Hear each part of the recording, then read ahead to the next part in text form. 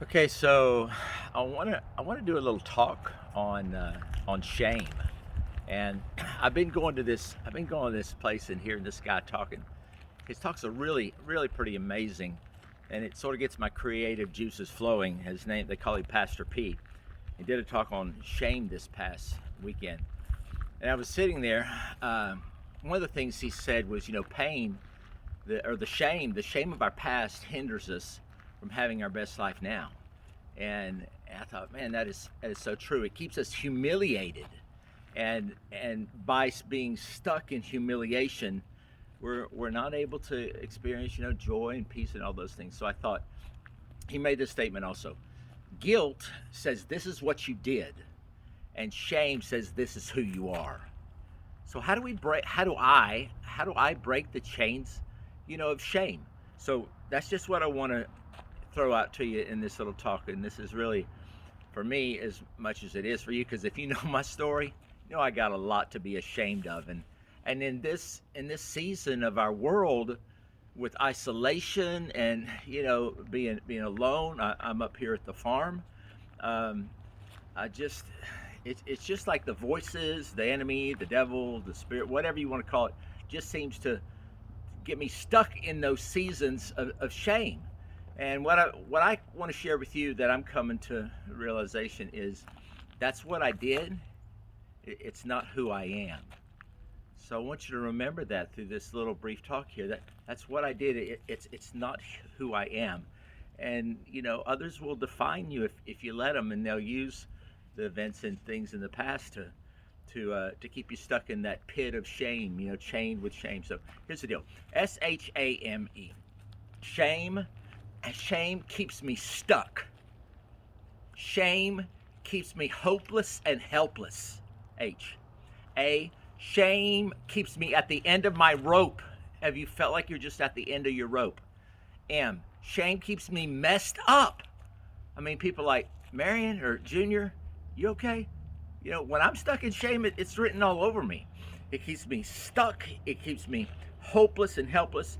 It keeps me at the end of my rope. Shame keeps me messed up, and it keeps me enslaved, prisoner, the chains of shame. So that's the reality of what shame does. But this is what I'm finding, that shame, how to break the chains of shame. A lot of events and conferences and things say this is what it is, this is what it does, and here's a simple quick fix. Well, here's a simple tool that I'm learning to adapt. S.H.A.M.E. If I want to break the chains of shame, I've got to step out of the pit. Shame is like quicksand for me. It's like emotional quicksand. It just sucks the life out of everything. Nothing's fun, nothing's rewarding. And then and find a song. Ray Stevenson, my song is Ray Stevenson's song, No Matter What You've Done.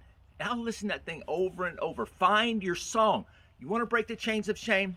Step up and find you a song. H. Hold your head up. My sister, she's always like, Junior, you're slumping. You're slumping.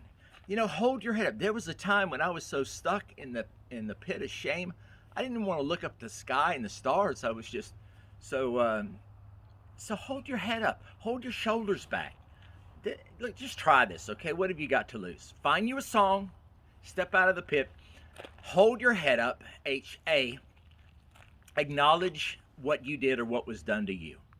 If you don't do nothing but go outside and say, this is what I did, or this is what was done to me. But there's, the good book says there's death and life in the power of the tongue. Confess your faults. So I'm going to ask you to just do what I do. Just say what the it is for you. What is your it? Okay, so acknowledge, and then M, make amends. The AA, the 12-step program is big on making amends. Unless it hurts you or someone else, make amends. Go to those people, and give yourself a break. Give yourself permission to just, ask yourself forgiveness for what you did, or others forgiveness of what they did to you. But make amends, and then E, expect a miracle. I mean, expect a miracle. I mean, when you start peeking out, when I start peeking out of the pit, I'm so used to facilitating, so it's you. But when I start stepping out of the pit of shame and breaking those chains, and I peek out, the sun's just a little brighter, even if it's not sunny, and all of a sudden, really good things start happening. You know, my sister and her husband came up here, and my nieces, stay here, and my my bike, I get to ride it, and I don't know, just sort of, change your focus. I can't focus on the shame of the past and expect to have a healthy life now, much less a future. So, I mean, this isn't easy stuff. It's hard, but it's worth it. So I hope that'll be a help to you. Just give that a shot, okay? If you are stuck, hopeless, at the end of your rope, messed up, and enslaved, give it the 7-day challenge. Try it for a week. Find you a song. Hold your head up. I'll find myself, even talking to you right now, I find myself. Hold your head up. Breathe deep. Acknowledge what was done to you or what you did to someone else. Make amends. And, I don't know, expect a miracle. So I hope that's a help to you. And love you guys and miss all you guys. And, this too shall pass. Bless you. And check out Next Moment with Marion. I think I'm going to do one on I Love Myself.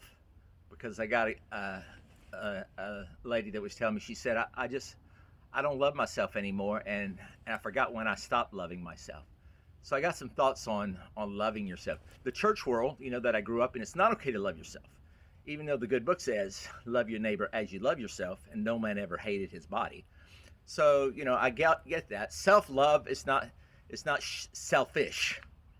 So I got some cool things to say on that, I think. But anyhow, blessings to you. Take care. Moment with Marion.